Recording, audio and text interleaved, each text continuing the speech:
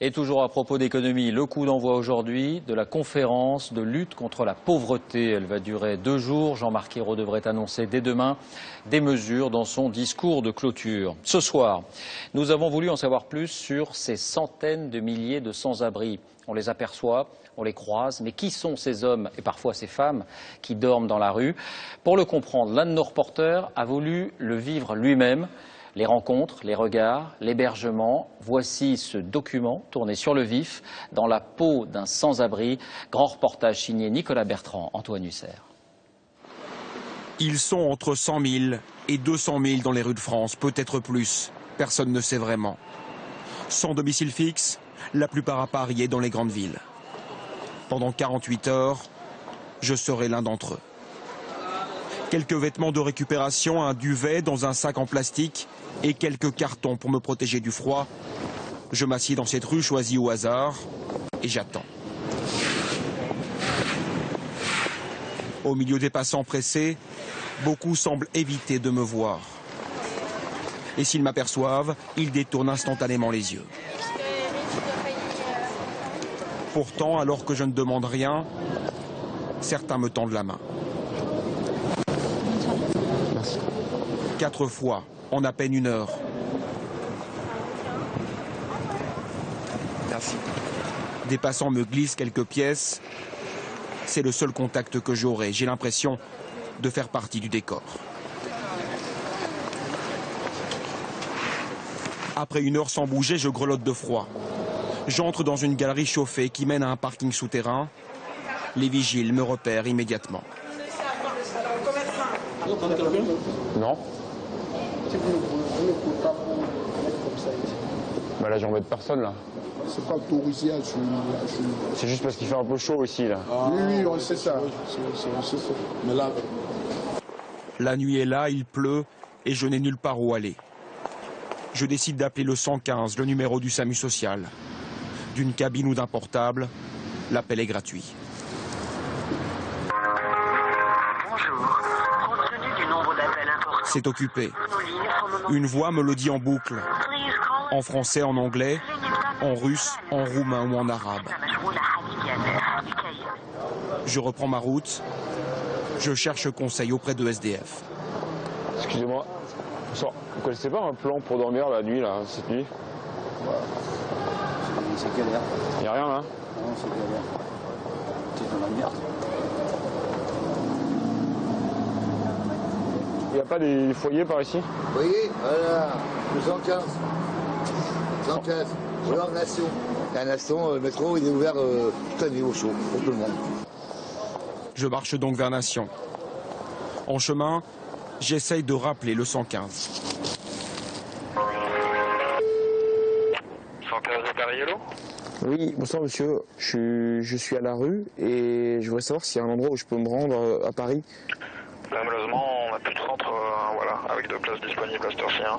On nous a appelé très tôt le matin à partir de 6h30 du matin. Hein. Et il y a un endroit où je peux aller éventuellement Vous pouvez essayer auprès des services des urgences de l'hôpital, quoi.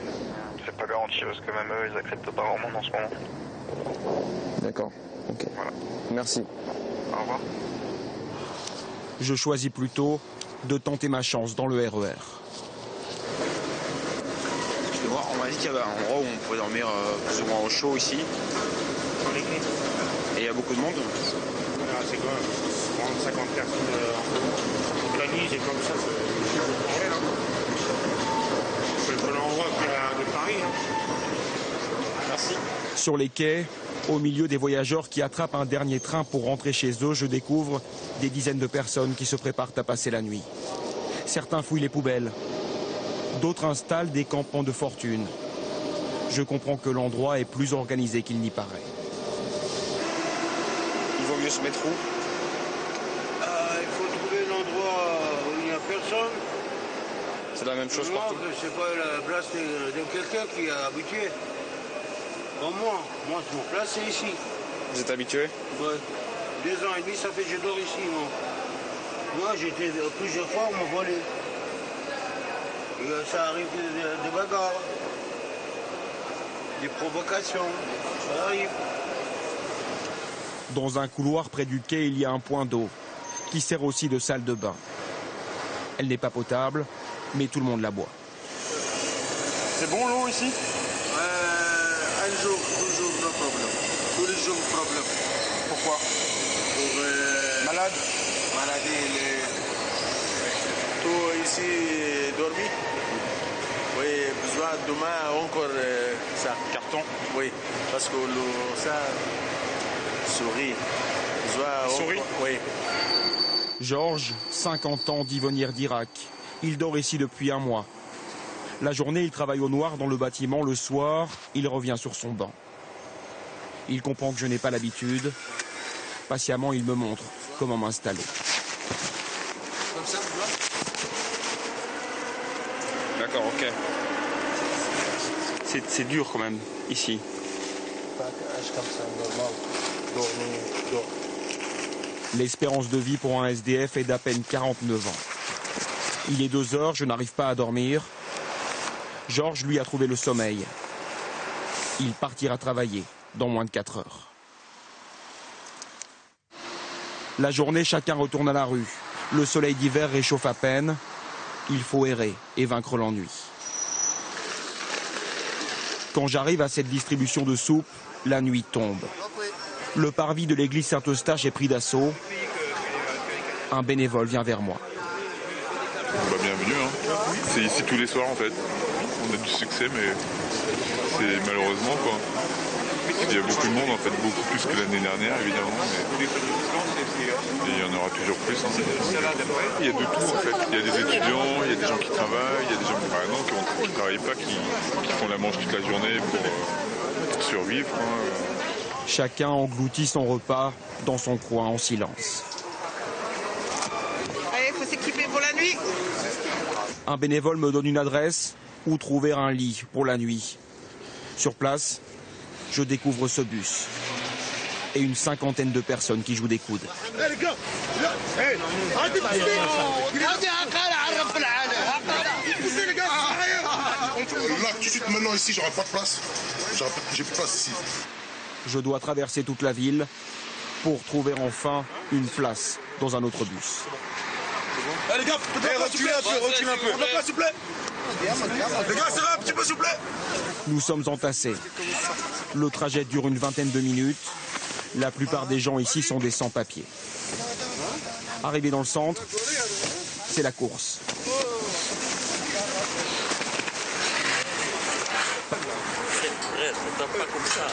Chacun se bat pour avoir le meilleur lit. À l'intérieur, je découvre une salle immense. Des centaines de personnes s'installent pour la nuit. Une odeur âcre me prend à la gorge. Les sanitaires sont dans un état déplorable. Partout au sol, plusieurs centimètres d'eau. Les toilettes débordent. Je me couche sur mon lit tout habillé. Mon voisin du dessous me glisse un petit mot. C'est mieux que rien, mon frère, parce que, franchement, c'est le foie, il y a beaucoup de foie dehors. Minuit, extinction des feux, difficile de trouver le sommeil. Avant 7 heures demain matin, il faudra avoir quitté les lieux. Bonsoir Nicolas Bertrand, c'est vous qui avez réalisé ce reportage. Qu'est-ce qui vous a le plus marqué pendant ces journées? Bonsoir David. Alors d'abord, je sais que ce soir, en rentrant chez moi, je vais en croiser des SDF. J'en croise tous les jours, vous aussi, probablement.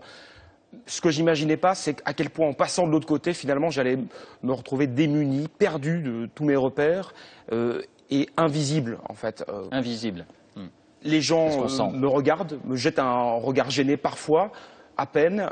Même quand ils me donnent une pièce, c'est souvent sans me dire un mot. Et finalement, on peut passer 48 heures, comme je l'ai fait, sans jamais que personne ne vous adresse la parole. Et moi, c'est ça, c'est cette solitude, pourtant au milieu d'une foule parisienne, on le voit, qui m'a le plus marqué. La solitude. Et puis autre chose, j'imaginais qu'il y avait une forme de solidarité entre les SDF, et il n'y a pas du tout. À part certaines exceptions, il n'y a pas de solidarité. Certains ont d'ailleurs très peur de s'endormir le soir, car ils savent que c'est à ce moment-là qu'ils ont plus de risques de se faire dévaliser par d'autres SDF. Donc c'est chacun pour soi, ou en tout cas ni plus ni moins que dans les autres secteurs de la vie. Un monde très dur. Merci Nicolas Bertrand. Et notez que le premier centre d'urgence réservé aux familles vient d'ouvrir ses portes, ici à Ivry, dans le Val-de-Marne. 50 personnes y sont logées, dont beaucoup d'enfants. Il affiche déjà complet. Alors officiellement, la France compte 8,5 millions de personnes pauvres, c'est-à-dire vivant sous le seuil calculé par l'INSEE. Ce sont des chiffres qui impressionnent, mais qu'il faut relativiser. Bonsoir Jean-Paul Chapelle.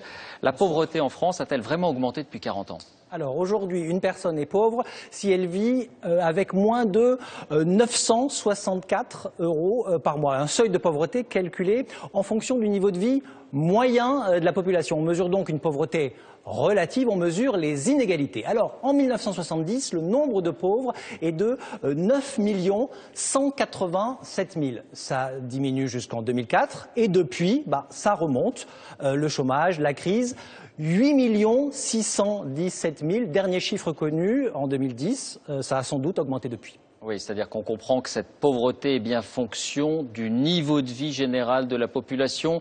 Est-ce qu'un pauvre aujourd'hui, peut-on le dire pour autant, serait plus pauvre qu'un pauvre il y a 40 ans ? Non, c'est l'inverse. En 1970, être pauvre, c'est vivre avec moins de 472 euros par mois, si je traduis en euros. En 40 ans, le niveau de vie moyen a doublé, celui des pauvres aussi. On peut quand même comparer. En 70, ils vivent souvent à la campagne. Il n'y a pas de toilette dans le logement, pas de téléphone. En 2010, 90% des personnes pauvres ont un téléphone portable. Autre différence, l'âge. En 70, c'est souvent une personne d'âge mûr. Aujourd'hui, 34 ans en moyenne. Enfin, en 70, la pauvreté était souvent de courte durée, quelques mois seulement. À l'époque, il n'y avait pas ou peu de chômage. Merci Jean-Paul pour ces explications.